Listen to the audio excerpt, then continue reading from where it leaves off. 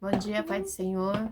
Hoje é dia 11 de janeiro de 2025, um sábado. Quem você fala aqui é a missionária Nadir Albano.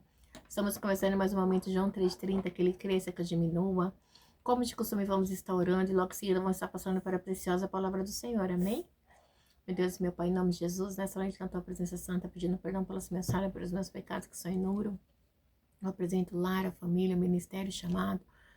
Tudo que você tem confiado da minha pessoa, apresenta também, meu Deus, a vida desse irmão, dessa irmã que vai estar do outro lado ouvindo a meditação dessa palavra.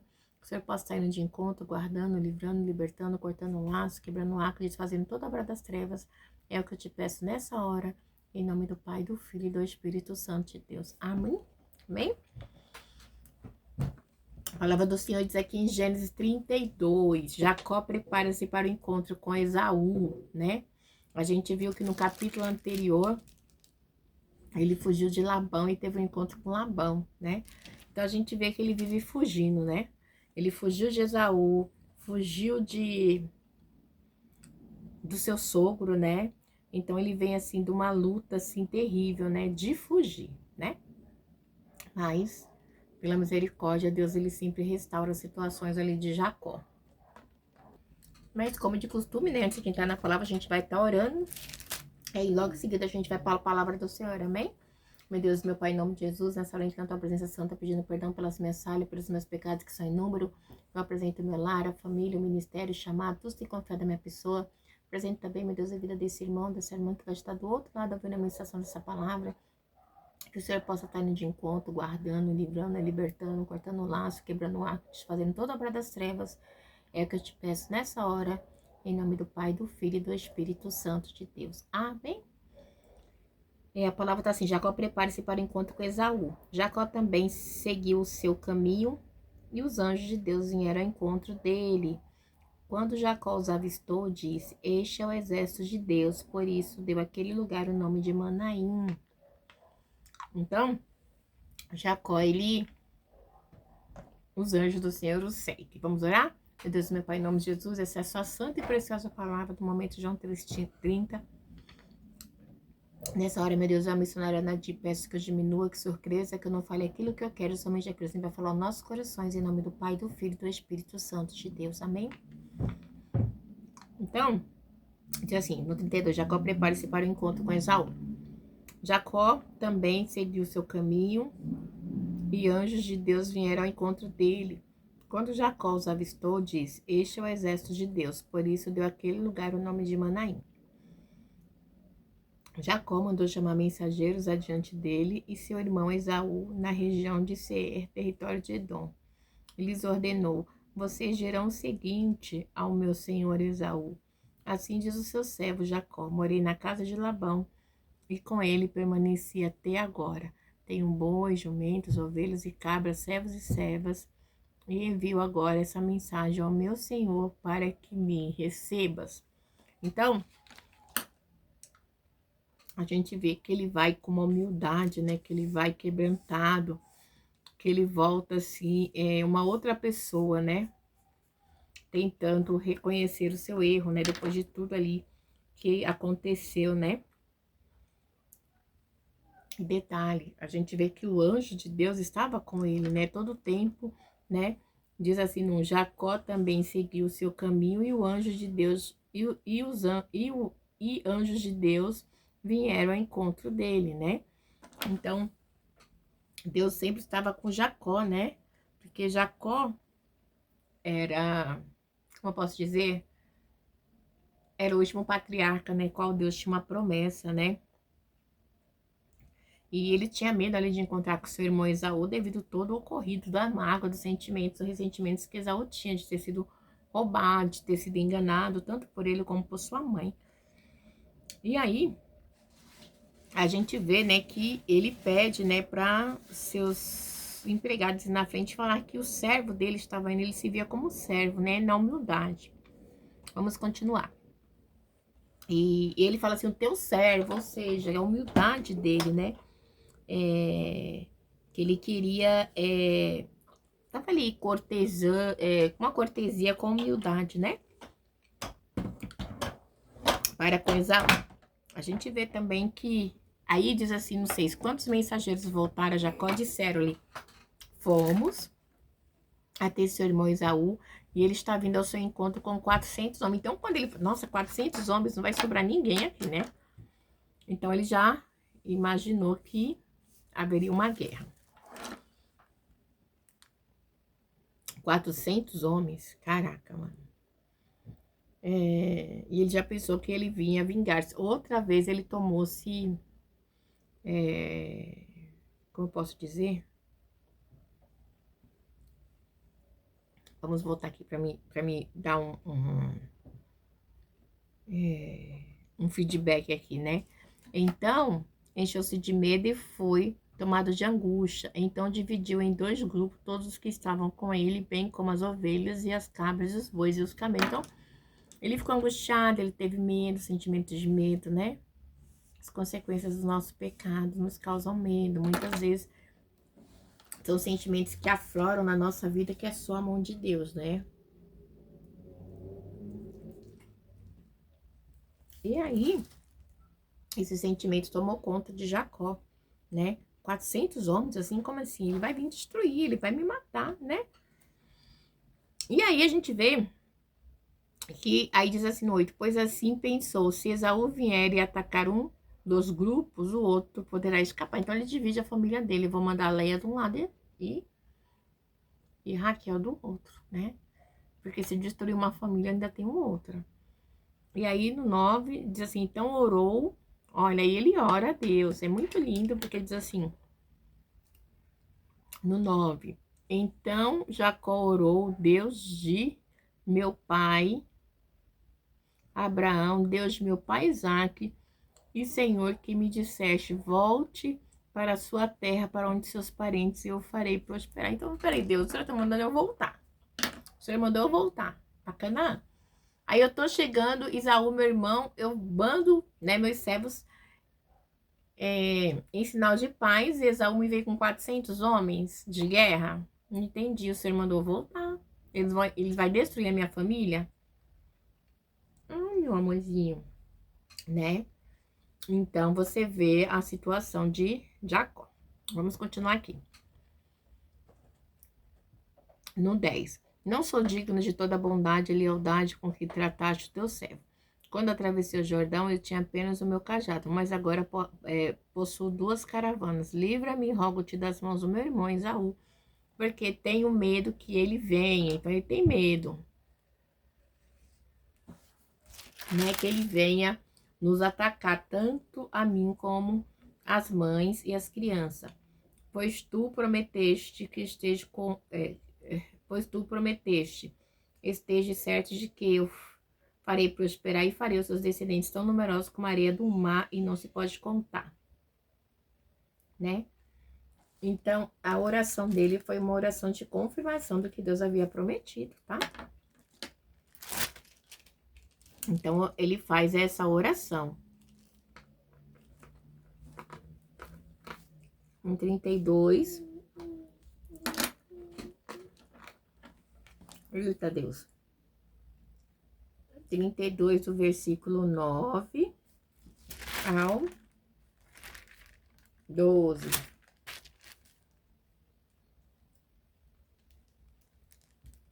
Oração de Jacó.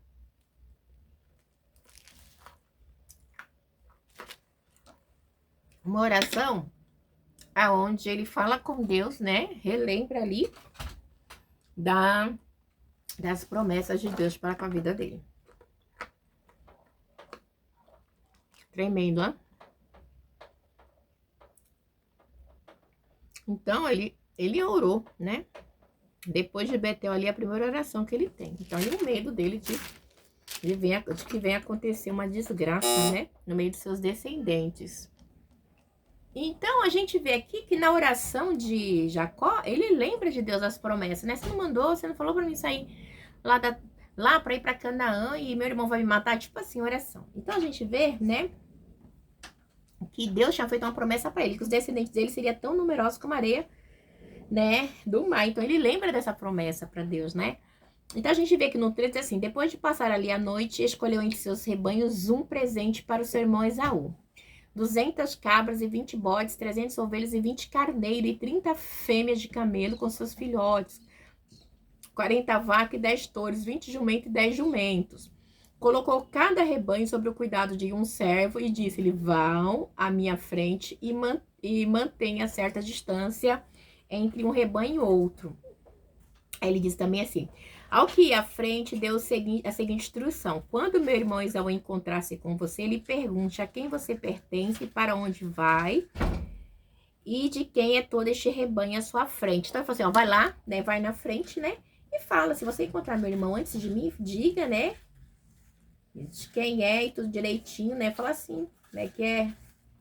E disse assim: que é um presente para o meu senhor Esaú e ele mesmo está vindo atrás de nós. Então assim, vai lá, tipo assim, vai entregar esse presente para apaziguar a situação, né? Vá lá. Tipo, ficou meio que assim. E aí no 19, também instruiu o segundo, o terceiro e todos os que acompanhavam os rebanhos. Digam também a mesma coisa a Esaú quando o encontrarem.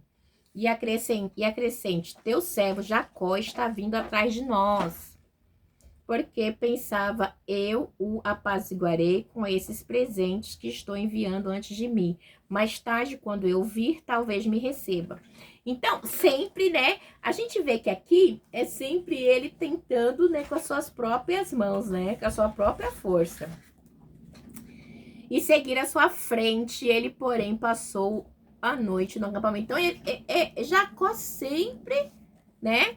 A gente vê sempre Jacó trabalhando com as forças, né? Sempre ele tentando dar um jeitinho.